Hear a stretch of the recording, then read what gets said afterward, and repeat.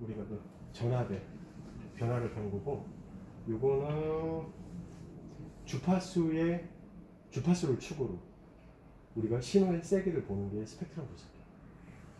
그래서 오실로스코프하고 스펙트럼 분석기의 차이점은, 오실로스코프는 시간의 흐름에 따라, 얘는 주파수에 따라서 그 대표적으로 이제 그 가장 큰 차이가 있는 그 장비의 목적이고요. 개념은 사실 간단해요. 그 뒤에 살이 빠진 것 같습니다. 네, 제가 오늘 가지고 온 장비는, 그리고 지금 테스트 하시려고 하시면 뭐 어떤 레퍼런스 논문 하나 전달받은 게 있거든요. 그 논문에 해당하는 시험을 하시는 게 딱 목적이신가요? 뭐 그 논문을 완전 똑같이 한다기보다는 네. 결국은 단상 EMI 저희가 지금 국가 과제가 있는데 네. 결국 그래서 그 노이즈를 조금 저감시키는 거를 네. 저희 나름 연구실 나름대로의 방법으로 그걸 이제 어떻게 보면 시각적으로 볼 수 있어야 되잖아요. EMI가 낮춰졌다는 거를. 네. 그래서 그거를 보려고 이거를 구매하게 됐어요. 그러면은 그 단상 제품에 대한 실효는 어떤 거예요? 실험이요? 샘플은? 샘플은 아직 이제 저희가 만들어야 됐었죠. 그러면 이제 예를 들면 우리가 아직 구체적으로 정형화된 게 없으니까 그냥 일반 가전제품, 모니터든 PC든 그런 제품에 대해서 한번 설명을 한번 드려볼게요. 우리가 저런 제품을, 우리가 요 한전 전원을 우리가 이제 영어로는 AC 메인스라고 하는데, 저런 거를 AC 메인스 파워드 제품, 그래서 AC 메인스 파워드 프로덕트 이렇게 불러요. 뭐 이제 따로 이름으로 이제 홈 어플라이언스 제품들이다 얘기를 하는데, 우리가 EMC 테스트에서는 두 가지가 있습니다. 하나는 컨덕턴스, 하나는 또 라디에이션. 컨덕턴스는 제품이 하나의 파워 코드에 멀티탭으로 이렇게 연결되어 있잖아요. 멀티탭을 안 써도 하나의 파워 라인에서 쓰고 있거든요. 그러면 이 제품이 동작 중에 발생하는 전자파 노이즈가 파워 라인을 통해서 다른 제품에 영향을 미칩니다. 그러면 영향을 미쳤을 때 얘가 그 영향을 받고도 괜찮은지 안 괜찮은지, 이게 이제 우리가 받는 쪽이고, 그리고 또 얘가 얼마나 뿌려대는지 그것도 이제 보내는 쪽이에요. 우리가 그 방출하는 부분을 라디에이션이라고 얘기해요. 그래서 컨덕턴스라는 부분은 얘가 이제 그 EMC 테스트를 하는데 얘가 라인을 통해서 받는 것, 그리고 라디에이션은 얘가 방출하는 것. 방출하는 거는 파워로만 방출하진 않거든요. 얘가 이제 에어로도 방출하죠. 에어로도. 그래서 우리가 그 테스트하우스라고 하는 그 외부 EMC 검측기관에 가면 아주 규정화된, 규격에서 규정화된 테스트 방법이 있어요. 실드룸 안에서 우리가 이런 실험 물체를 DUT라고 얘기하거든요. 아니면 EUT라고 해요. 그럼 이제 디바이스 언더 테스트, 실험, 아니면 이퀴먼트 언더 테스트에서 그 규정에 보면 EUT 또는 DUT가 이런 그라운드 쉘 위에 제품이 올라가 있고, 얘한테 3m, 10m 거리에서 안테나를 놓고 얘가 방출하는 에너지를 측정을 하죠. 우리가 그걸 파필드 테스트라고 해요. 먼 거리에서 측정하는 테스트. 근데 이제 우리가 그렇게 파필드 테스트 룸을 만들려면은 어떤 일정한 공간이 필요하단 말이에요. 차폐 시설도 크고, 그리고 또 우리가 공기 중에 이 에어상에 이미 많은 전파들이 돌아다니고 있어요. 대표적으로는 라디오, 뭐 텔레비전, 아니면 무전기, 그리고 휴대폰.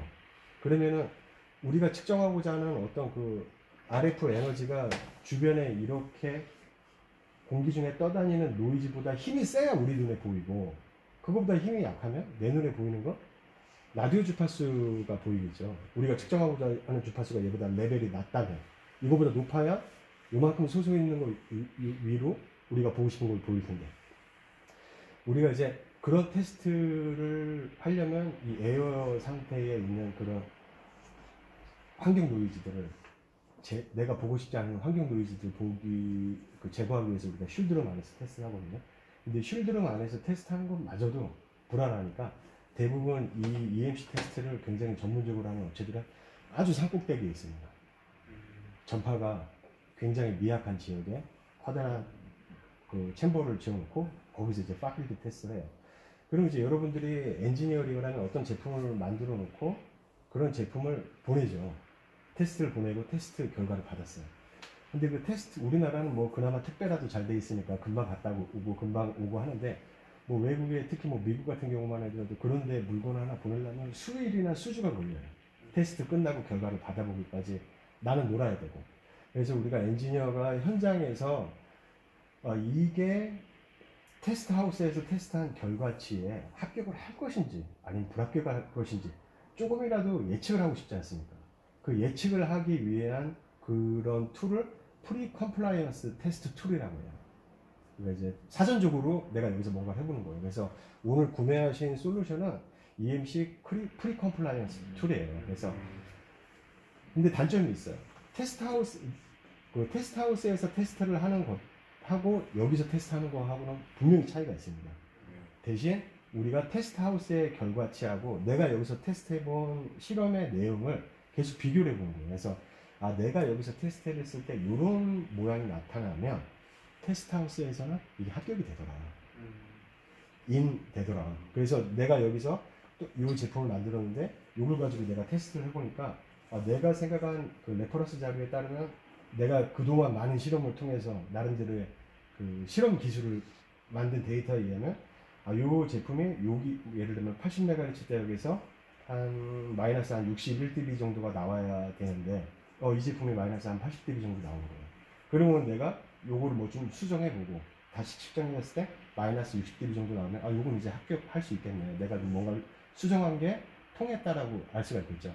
그래서 그런 실험을 현장에서 해볼 수 있게끔 구성된 게 이렇게 EMC 프리 컴플라이언스 툴입니다. 그래서 EMC 테스트 하우스에서 테스트를 하는 거는 스펙트럼 분석기보다 좀 더 촘촘하게 찍을 수 있는 그 EMC 리시버라는 장비를 별도로 써요. 근데 이제 그것도 스펙트럼 분석기하고 비슷한데 좀 더 그 로우 프리퀀시하고 또 대부분 이제 우리가 전자파가 낮은 대역에서 상대적으로 낮은 대역에서 발생하는 걸 우리가 지금 검측을 하고 있거든요. 그래서 그 부분에 대해서 상당하게 촘촘한 분해능을 갖고 있는 게 그 EMC 리시버. 그러니까 그거를 대신해서 이제 비용이 너무 많이 들고 구성을 하는데도 그 많은 비용이 드니까 일단 실험실에서 쓸 수 있는 이런 EMC 프리 컴플라이언스 툴을 사용하게 되는 겁니다. 그래서 EMC 프리 컴플라이언스 테스트에 대한 이그젬플들은 사실 이제 요즘에 디지털 시대다 보니까 유튜브에 이미 굉장히 많이 나와 있어요. 스펙트럼 분석기하고 뭐 자기가 이렇게 찍어보는 거. 그래서 우리가 아까 말씀드렸다시피 파필드 테스트라고 하는데 우리는 여기서 그렇게 10m 앞에다 놔두고 여기서 찍으면 검측이 안 돼요.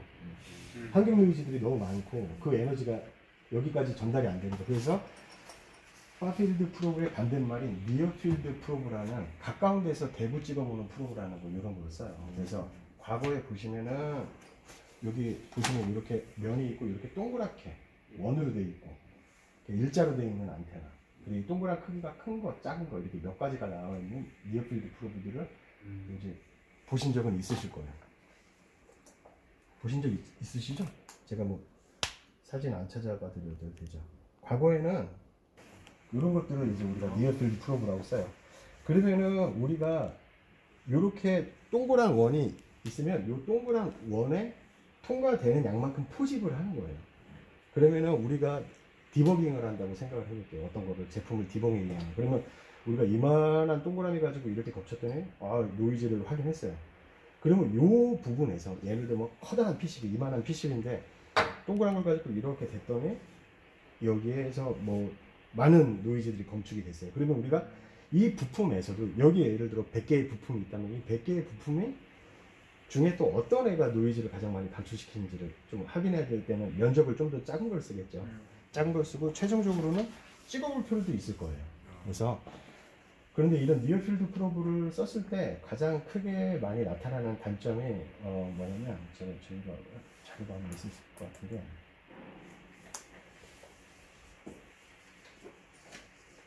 저희 회사 홈페이지인데 홈페이지에 있는 자료들은 여러분들도 접근이 쉬운 거니까 제가 여기 있는 자료가 있다면은 그걸 먼저 기준으로 설명을 좀 드려볼게요.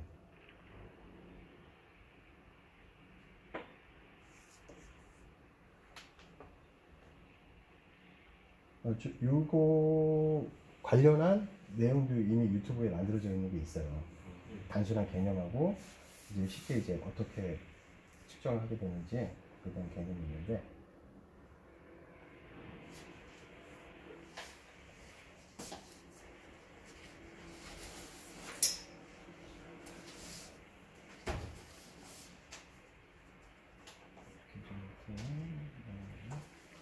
과거에 니어필드 프로브를 쓰면 우리가 제품에다가 얘를 이렇게 됐을 때하고 에어니까 얘가 어떤 방향성이 없잖아요. 방향성, 디렉션이 없단 말이에요. 그러니까 이렇게 되는 거나 이렇게 되는 거나 또 이렇게 됐을 때야. 그때마다 결과치가 다 달라요. 그래서 사람이 테스트를 했을 때마다 1번 엔지니어가 나 이거 합격이라고 했어. 이거 합격될 것 같아 라고 얘기했는데 다음 동료 엔지니어가 다음날 테스트 해보니까 야 이건 불합격일 것 같은데 라고 의견이 다른 거예요. 그래서 세 번째 엔지니어가 측정해봤더니 그때 또 달라요. 왜냐면 측정해보지는 아주 약간의 각도만으로도 각 차이가 많이 변하거든요. 그래서 니어필드 프로브의 가장 큰 단점이 그거였는데 저희가 니어필드 프로브는 전기장하고 자기장을 구분하게 돼 있어요. 근데 전자파 에너지라는 거는 전기장과 자기장이 합쳐져 있는 거거든요. 그러니까 이렇게 됐을 때는 자기장이 많이 걸리고 이렇게 됐을 때는 전기장이 많이 걸리고 그래서 결과치가 다른데 저희가 만든 니어필드 프로브는 전기장과 자기장을 합쳐서 센서 값으로 읽어드릴 수 있게끔 만들어 놓은 거예요. 그래서 일반적인 시장에 있는 기존에 있던 니어필드 프로브보다 크기가 자꾸 이렇게 생겼어요. 그래서 두 가지가 제공이 되고 그리고 두 번째는 사실 회로를 직접 찍어보면 여기 보시면은 이 장비가 플러스 30 dBm이 맥스예요. 무슨 말이냐면 전압으로 따지면은 50V거든요. 우리가 AC 그러니까 결국에 주파수라는 개념은 계속 위아래로 출렁거리죠. 그래서 그게 파장이 있으니까 원거리로 통신을 할 수 있는 거고. 그래서 DC 개념으로 보면 마이너스 50, 플러스 쪽으로 보면 50. 그러니까 50V 정도의 전압이 이쪽으로 들어가게 되면 얘가 이제 장비가 고장이 납니다. 네, 그래서 우리가 예를 들어 AC 메인스 파워드 프로덕트 220으로 동작하는데 우리가 AC의 1차 측 입력 부분을 그냥 찍었으면 바로 고장 나겠죠. 네, 그래서 우리가 일반적인 안테나를 달아서 그 안테나를 가지고 그냥 절연체 없이 여기 이런 금속 부분이 그냥 거기 닿게 되면 장비가 수백만 원짜리가 바로 고장이 납니다. 그래서 이런 프로브는 그 전압을 감지시켜주는 프로브예요. 그래서 300V AC까지는 직접 찍어볼 수가 있어요. 그래서 우리가 니어필드 프로브로 찾아본 다음에 이런 프로브들을 이용해서 측정을 하게 됩니다. 그리고 얘는 300V AC라는 표현이 없어요. 얘는 직접 찍어볼 수 있는 프로브지만 플러스 50V를 넘어서면 안 됩니다. 그러니까 얘는 AC를 직접 찍어보면 안 되겠죠. 뚱뚱한 걸로 AC를 직접 찍어볼 수 있는 거고 DC 딱 AC가 DC로 컨버팅 된 다음에 뭐 15V, 5V 그쪽에 있는 디지털 페르따는 우리가 얘를 찍어볼 수가 있게 되는 거예요. 네. 그래서 우리가 이렇게 뾰족하게 생긴 그 핀 타입의 프로빙을 쓸 때는 입력 전압에 조심해야 된다. 그리고 우리가 제품이 켜질 때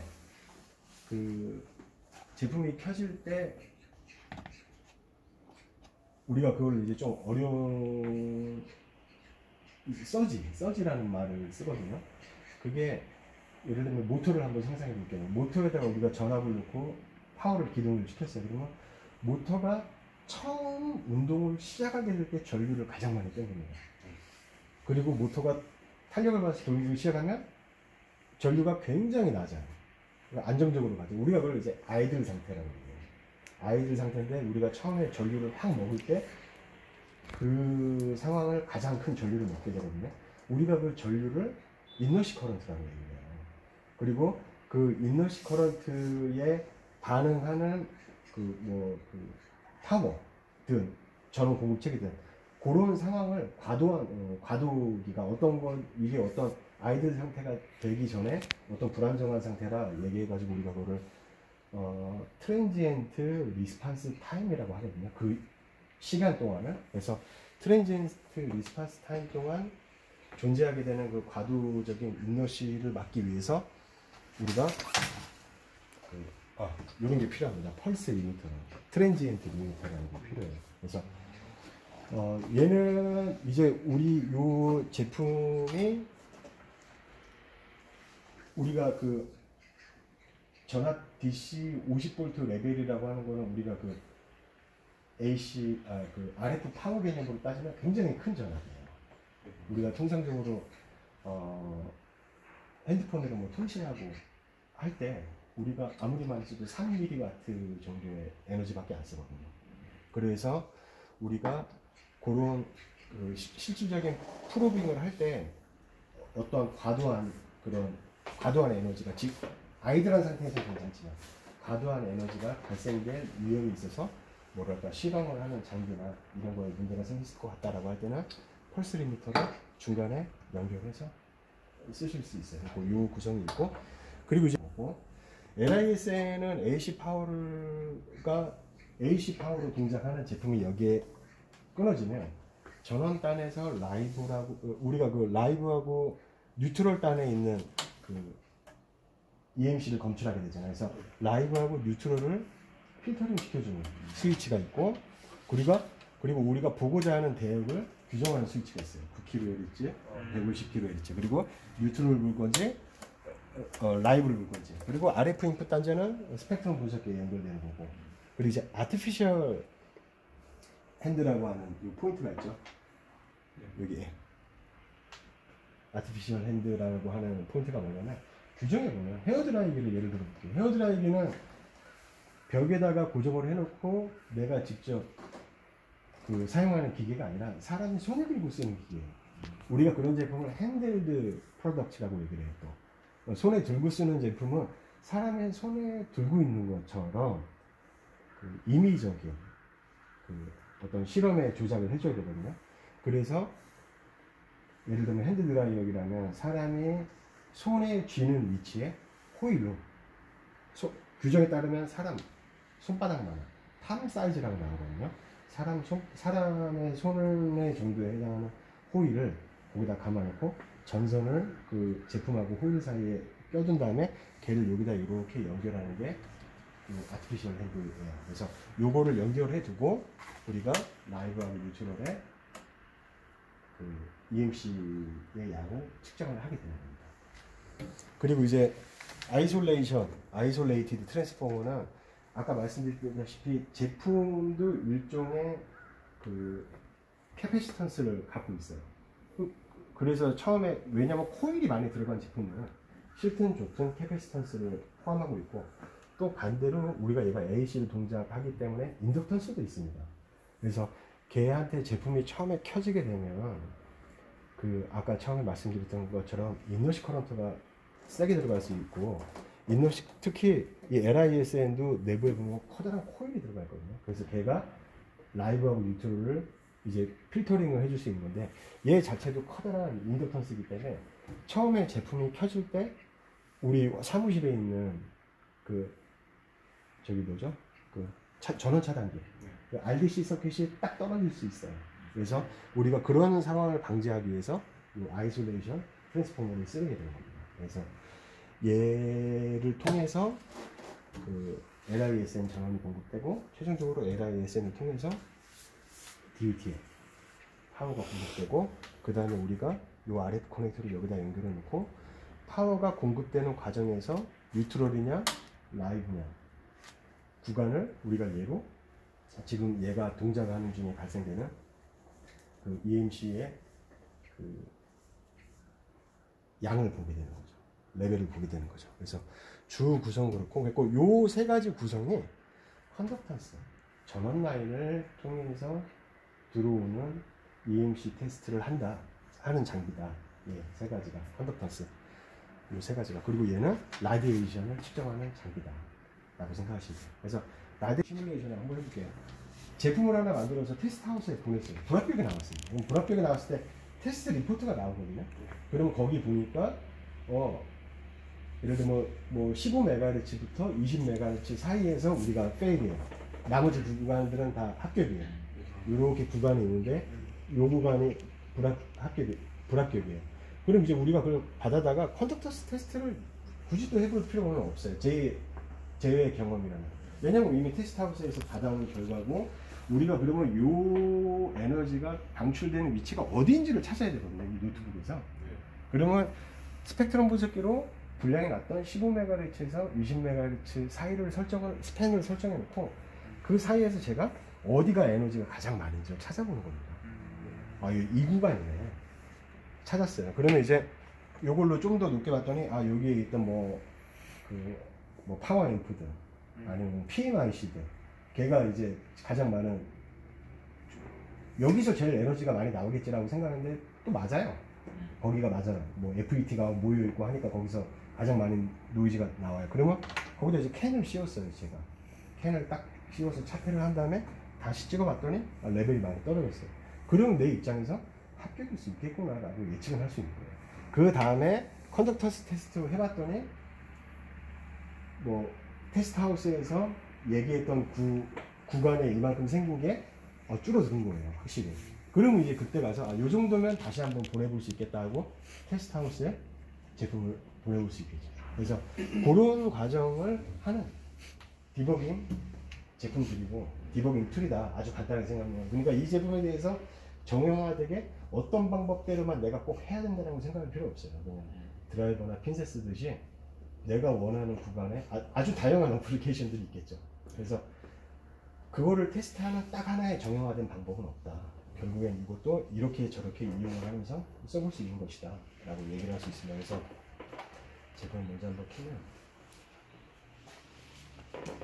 제 생각에 실질적인 어플리케이션은 제가 오늘 사실 이 제품에 대해서 다 설명을 드린다고 하더라도 아마 다 모르실 거고, 네. 그리고 결국엔 내가 나중에 필요에 의해서 실험을 할 때 이것저것 또 찾아보시게 될 거예요. 아니면 문의를 해보시게 될 거고. 그래서 기본적으로 이 제품에 대한 오퍼레이팅은 내가 나중에 해보거나 찾아보면서 할 때 대부분이 습득되는 거고, 지금은 그냥 간략하게 어떤 개념이다라는 것만 생각을 해주시면 그게 더 도움이 되실 거예요.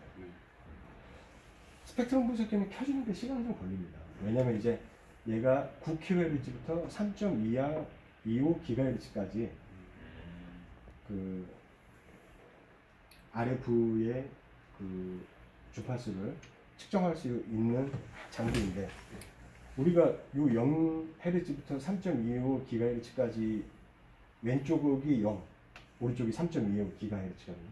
그러면 이 주파수 대역 안에는 아까 말했듯이 무전기, 라디오, 애들 뭐 장난감, 온갖 노이즈를, 그리고 텔레비전 방송, 그리고 심지어 뭐 우리가 그 옛날에 쓰던 CDMA 800MHz 대역, 뭐 그리고 2.1GHz 대역의 통신, 모든 게 다 걸리게 되는 거예요.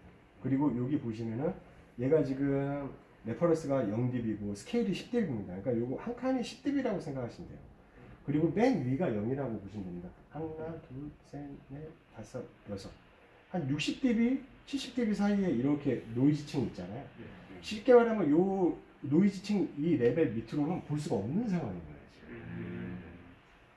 요거보다 신호가 높게 떠야 볼 수 있는 거고, 우리가 이거 지금 이 전체 여기에 걸려있는 이 환경적인 이 노이즈 산 밑으로, 요 밑으로는 지금 다 수많은 노이즈에 의해서 우리가 이렇게 지금 이 밑으로는 어둠의 세계입니다. 그래서 우리가 이 부분을 노이즈 플로우라는 얘기예요. 이 구간을. 그래서 현재 우리가 가지고 있는 노이즈 플로우 대역이 여기이다 생각하시면 되고요. 자, 그러면 이제 스펙트럼 분석기 켰어요. 그럼 이제 뭔가 세팅을 해봐야 되잖아요. 그러면 대표적으로 어느 구간부터 어느 구간을 내가 세팅을 해야 되는지 알아야 돼요. 그럼 대부분 규정에 보면 다 나와 있거든요. 얼마부터 얼마를 설정하라. 근데 간편하게도 이 장비는 EMC 프리컴플라이언스를 주로 테스트하는 목적으로 사용되는 장비이다 보니까 EMC 프리셋이라는 버튼이 있습니다. 그래서 이 버튼을 한번 눌러볼게요. 그래서 EMC를 오프되어 있는 상황에서 온 시켜줬어요. 그리고 EMI 테스트 버튼을 한번 눌러보겠습니다. 그럼 여기 보시면 밴드라고 나와 있거든요. 밴드를 보면은 밴드 A, B, C 이렇게 나와 있는데 우리 보시면 9kHz부터 150kHz, 150kHz부터 300MHz, 9kHz 30MHz. 대부분 우리가 EMC 테스트를 할 때 설정하는 밴드 대역이 여기 이미 다 세팅이 되어 있어요. 그러면 저희는 제가 봤던 건 항상 거의 30메가였는데 네. 꼭 그것도 아니라는 말이고 막 저렇게 여러 가지 대역들이 대역들이 있어요. 그래서 규정을 보면 우리가 그 규정에 따라서 어떤 대역부터 어떤 대역까지를 봐야 됩니다라는 규정들이 다 있어요. 그래서 통상적으로 우리가 대부분 150K에서 30MHz. 네. 그럼 150K 이하에서는 뭐 문제 없나요? 그럴 때는 또 9K에서 150K. 근데 대부분 요 대역을 또 많이 보게 되죠. 150에서 30. 그래서 9K에서 130까지 보는 경우도 좀 드물고 대부분은 150에서 30. 그럼 요걸 이렇게 우리가 누르면 왼쪽이 150, 오른쪽이 30MHz 이렇게 설정을 합니다. 그래서 이렇게 설정을 하면 되고요. 그리고 이제 우리가 합격, 불합격을 간주를 하게 되잖아요. 대부분 우리가 EMC 리포트를 받아보면은 요런 그림 안에 꼭 이렇게 줄이 하나 가있죠. 그 줄은 이제 합격선이거든요. 요거보다 위로 올라가면 안 돼요 라는 거예요. 그럼 요거 화면을 보시면 여기 보시면 리콜 리미트라는 게 있어요. 그러니까 리미트, 합격선, 한계선. 그래서 얘를 한번 불러볼게요. 그럼 여기 보시면 규정들이 나와 있습니다. EN 55022A라는 거에서 우리가 얘를 봤을 때 규정이 예를 들면 에버러지였어요. 그러면 우리가 이걸 에버러지 규정을 불러내면 이렇게 합격선이 그려지고 우리가 측정한 결과가 요거를 넘지 않으면 되는 거예요. 그런데 이제 여러분들이 이건 아주 정형화된 테스트를 할 때이고, 예를 들어 여러분들이 테스트를 해야 되는 그 규정에 내가 이거를 이렇게 많이 불러봤더니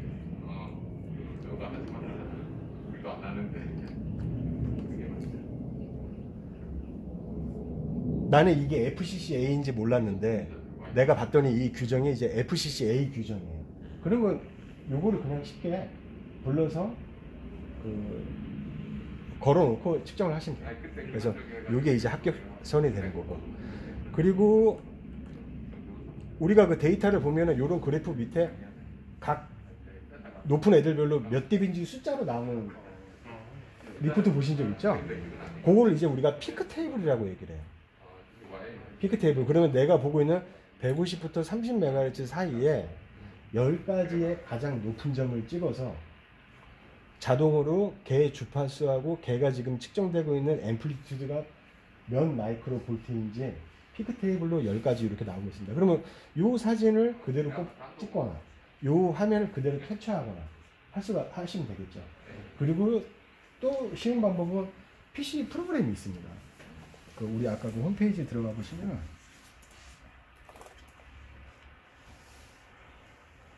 근데 이제 다운로드를 받으시면 회원 가입을 하셔야 돼요.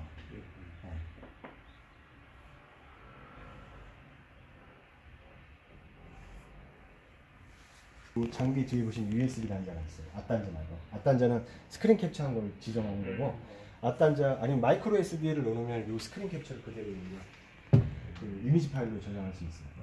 그렇게 해서 쓰셔도 되고, PC랑 연결해 주시면 요 화면이 PC 화면에서 그대로 같이 보이게 되거든요. 실시간은 아닌데 요 데이터를 PC 데이터로 읽어와서 우리가 그 기관에서 테스트하우스에서 리포트 뽑아주는 것처럼 A4지로 이렇게 싹 뽑아줄 수가 있습니다. 이그젠플이 있어요. 그래서 그거를 PC 소프트웨어를 이용해서 이 세팅을 그대로 같이 할 수 있다. 그리고 이제 우리가 지금 기본적인 테스트에 대한 구성은 이미 끝난 거거든요. 세팅은 EMC 프리셋 눌러서 대역 설정하고 그냥 이렇게 화면만 일단 설정을 해놨어요. 일단은 그리고 굳이 다른 다른 그거는 뭐 건드실 필요가 없다면 일단 요 정도만 해도 이미 세팅은 다 끝났다. 그래서 이걸 내가 이제 수동으로 한번 해볼게요. 그러면은 여러분들이 이제 수동으로 한다면 프리퀀시를 눌러서 자 센터 프리퀀시가 있어요. 센터 프리퀀시는 요 칸의 가운데에 해당하는 주파수를 저장하는 거예요. 근데 센터 프리퀀시가 15죠 지금. 예를 들어 제가 이거를 30MHz로 하겠습니다. 그러면 왼쪽이 15, 오른쪽이 50 이렇게 되는 거예요. 센터를 기준으로. 예. 그러면 이제 내가 아까처럼 테스트를 15kHz부터 30MHz 하겠다 본다면 내가 이거에 대한 세팅을 어떻게 하겠어요? 스타트 프리퀀시 15kHz 왼쪽이 15. 그럼 여기는 스타트 프리퀀시가 있죠. 스타트 프리퀀시 30MHz. 그럼 내가 15부터 30MHz까지 부는 거예요. 그리고 그러면 이제 센터가 당연히 요거의 중간이 될 거고.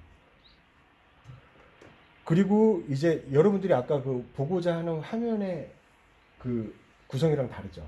아까 그거는 스케일이 로그 스케일이었기 때문에 요쪽 그 주파수가 낮은 대역에서는 칸이 좀 넓게, 그리고 주파수가 높은 쪽에서는 칸이 좀 작게, 그렇게 자동으로 세팅이 돼요. EMC 프리셋은.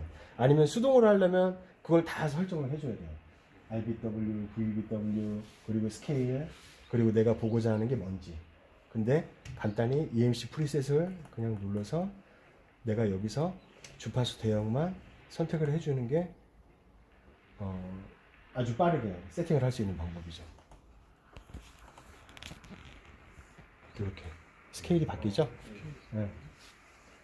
주파수 이게 내가 보게 되는 그 스케일이 딱 받쳐서 나오죠. 그래서 EMC 프리 컴플라이언스 테스트를 하시려면 이렇게. 근데 아까 우리가 어떤 특정 구간에 대한 그 디버깅을 할 때는 실질적으로 프리퀀시 눌러서 주파수 대역을 딱 설정해 놓는다면 거기서 어떤 특정한 구간을 찾아야 되는 경우도 있겠죠. 네. 그래서 간단하게 스펙트럼 분석기를 사용하는 거는 어디서부터 어디까지 내가 측정할지 구간을 정하는 게 첫 번째예요. 우리가 오실로스코프의 타임 디비전이나 볼테이지 디비전을 바꿔서 바꾸는 거죠. 그리고 이제 스팬이라고 하는 거는 여기 왼쪽부터 오른쪽 구간에 대한 범위를 얘기하는 겁니다. 근데 이거는 내가 어차피 스타트 프리퀀시하고 스탑 프리퀀시를 설정하게 되면 스팬은 또 자동적으로 결정이 되게 돼 있어요. 자, 그럼 이제 레퍼런스 레벨이라는 또 얘기가 나오는데, 레퍼런스 레벨이라고 하는 거는 내가 여기서 보려고 하는 구간에 대한 그 크기를 재는 거예요. 예를 들면 스케일이라고 하는 거는 하나가 지금 몇 dB인지, 예, 하나가 몇 dB인지, 그리고 어테뉴에이션이라는 거 하는 거는 이제 감쇄. 내가 첫 번째 받고자 하는 감쇄를 예를 들면 뭐 몇 dB로 설정을 할 건지.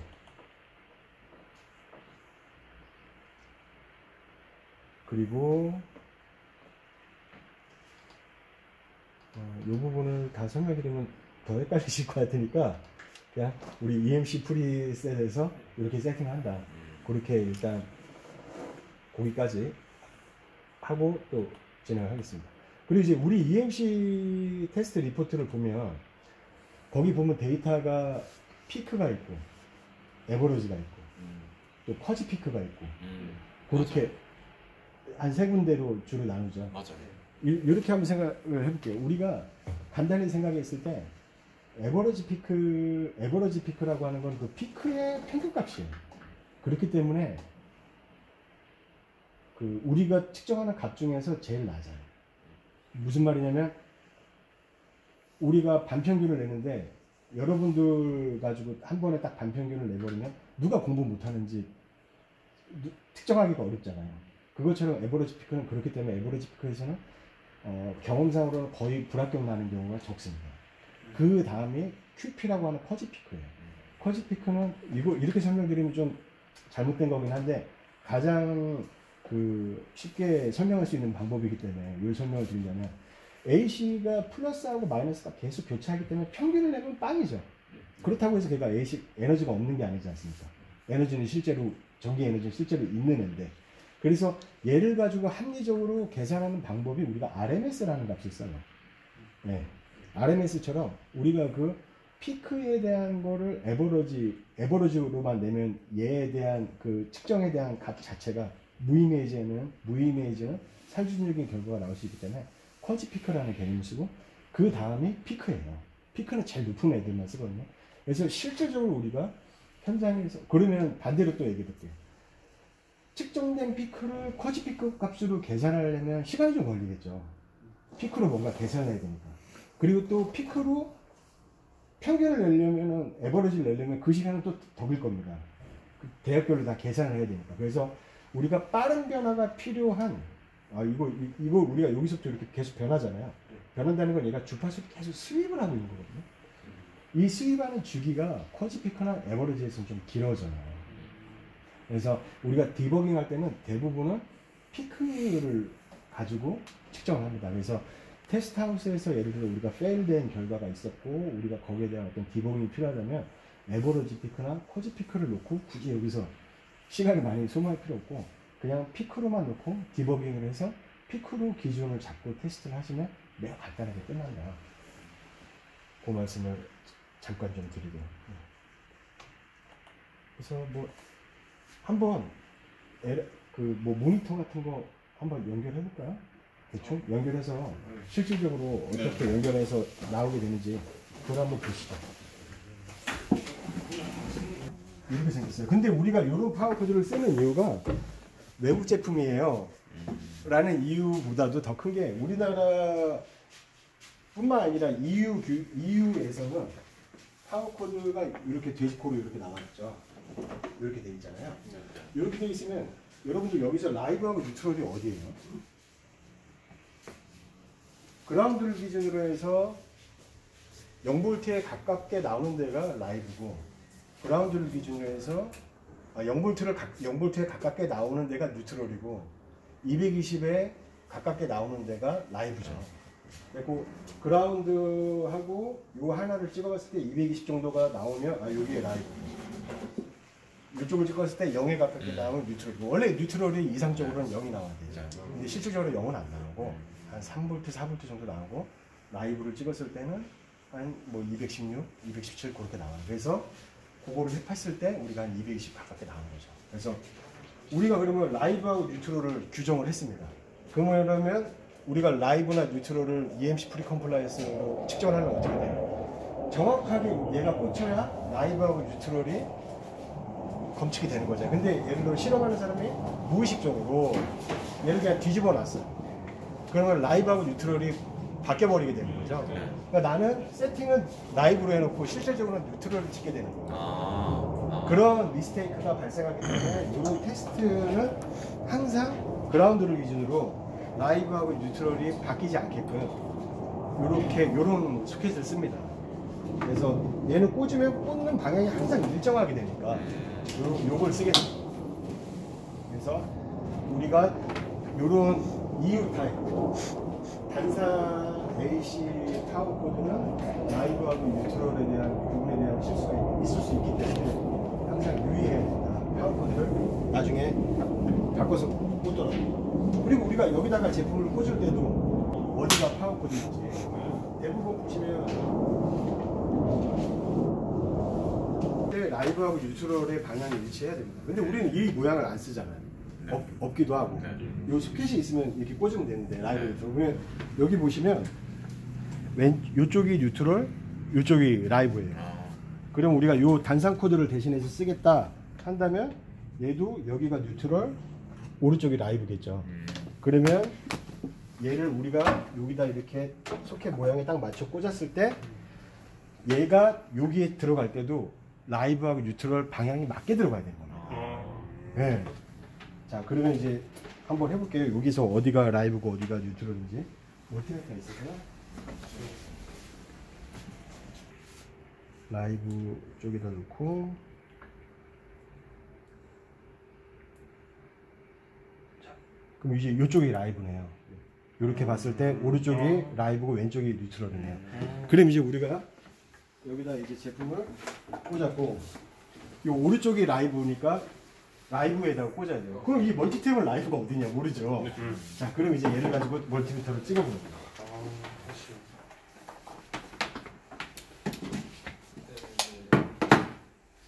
그래가지고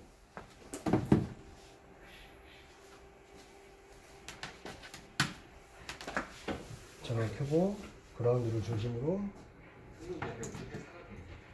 이런 거 할 때 좀 조심하세요. 해가 전 알고 있고.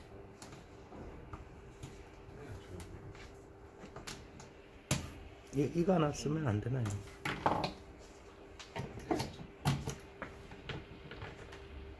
그때 그분이 처음에 작업한 거 네, 여기 226 나오죠? 네. 그러면 이쪽이 오른쪽이 지금 라이브일 거고 네.